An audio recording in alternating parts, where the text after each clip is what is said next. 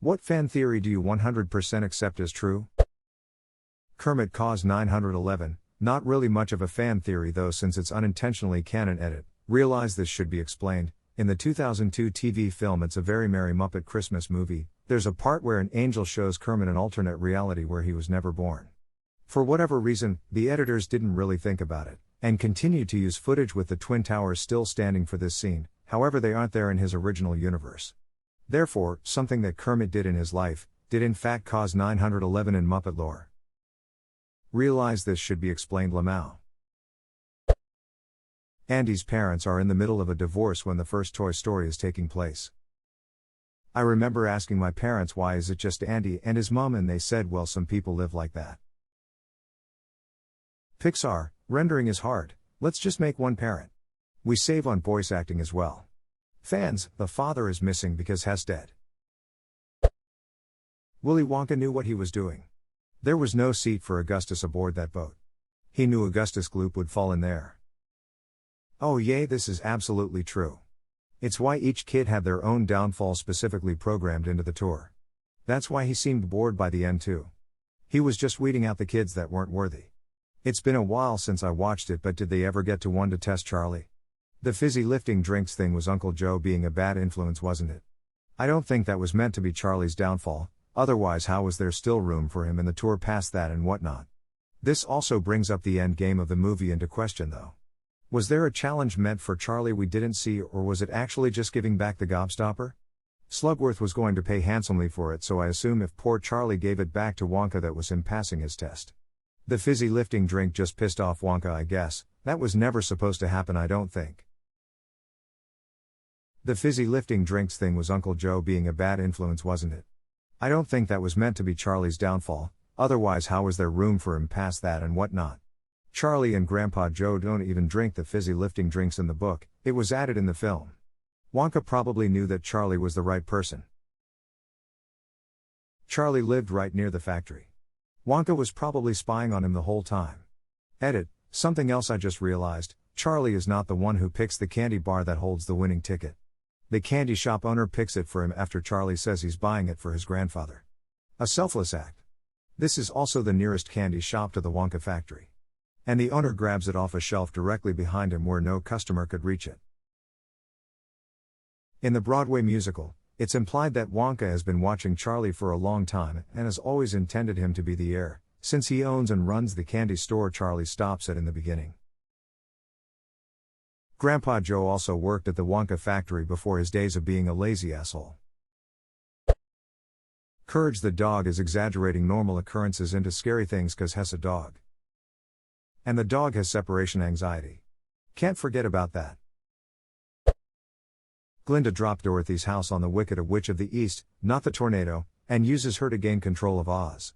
One of the first things Glinda tells Dorothy is that she killed the witch. They praise her so she'll accept it, and when the Witch of the West comes along, who killed her sister? Dorothy. Glinda then puts the ruby slippers on Dorothy's feet but does not tell her that she can use them to go home. Instead, she sends Dorothy to Oz in possession of objects that a witch would murder her for. Dorothy, being forced into a situation where her only salvation is Oz and her worst enemy is the Queen, inadvertently exposes the Wizard of Oz as a fraud and murders the Witch of the West. Now, who's left to rule Oz? Glinda Duck, Witch of the North. She used Dorothy as an expendable pawn to gain control of Oz without having to leave her bubble. And when Dorothy is done upheaving the two biggest powers in Oz, Glinda sends her home and makes her think it was all a dream. She came down in a bubble, Doug. They were sisters. You're going to look at me and tell me I'm wrong? Scooby-Doo is a show about draft dodgers during the Vietnam War. Barney from How I Met Your Mother isn't actually as much of a womanizer as Ted says he is. Ted's an unreliable narrator and could have presented this image of Barney to his kids either because he was jealous of Barney's relationship with Robin, or because he wants Barney to look unsuitable for her. That way, Ted's kids see Ted and Robin as soulmates. I've heard the theory that Ted put all his one-night stand stories on Barney so he doesn't look bad manipulative in front of his kids, meaning like 50% of the stories of Barney manipulating women are Ted lying to women to get laid. Interesting. I just find it hard to believe Ted was charming enough to get laid that much, haha. Ditto are failed Mew clones. Professor Oak, what is this hideous, deformed blob? Assistant, I'm sorry, sir, the cloning went wrong. Ditto, kill me. Professor looks over at Pokemon Nursery. Professor Oak, no, I have a better idea. Mr. Bean is an alien. That would explain his weird behavior and why he falls out of the sky at the beginning of every episode. Not an angel instead. He falls from the sky to the sound of a choir. I always thought this meant that he died, but he was so stupid that they kicked him out of heaven back on Earth. The real world in the Matrix movies is just another layer of the Matrix, designed specifically to appeal to people unwilling to conform to the normal matrix. Humans in this outer matrix have confirmation of their belief that something was wrong, and get to indulge in the fantasy of being a heroic freedom fighter against the faceless evil machines, thus choosing to accept this false reality. The anomaly of the one is that he's capable of rejecting both realities, which is the reason why he had powers in the real world. Yeah, did Revolutions ever address this? I thought the cliffhanger ending of Reloaded was meant to reveal that the real world was just another matrix. It was supposed to.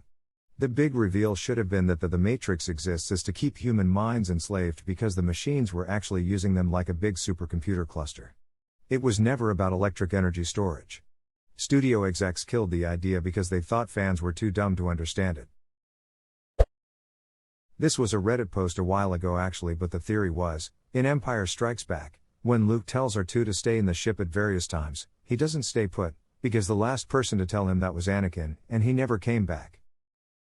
My favorite R2 theory is that in A New Hope when he and Obi-Wan meet again, that unlike Keppo, R2's memory was never erased but they pretend not to know each other. This is obviously because the finer details of the prequel trilogy weren't ironed out when A New Hope was originally released. Now the widely accepted fan theory is that Obi-Wan says nothing because he doesn't want Luke to know who he is and what his relationship was to Anakin so as to keep him from being corrupted by the influence of the dark side. Whereas R2 doesn't give anything away because he ain't no duck and snitch. Edit, a word. Like I've said a million times, Zar 2 is a real one. Mad Max Folktale Theory. The movies and games all have different narrators and different takes on Max because they're all stories being told by people in the wasteland. All of these great deeds and accomplishments are being attributed to one man who may or may not have ever really existed. Double Matrix Theory. The Matrix has an inner core and then an outer shell designed to give the illusion of escape. It's basically a corral where they can keep the escaped humans until the defense mechanism, the machines, can purge them.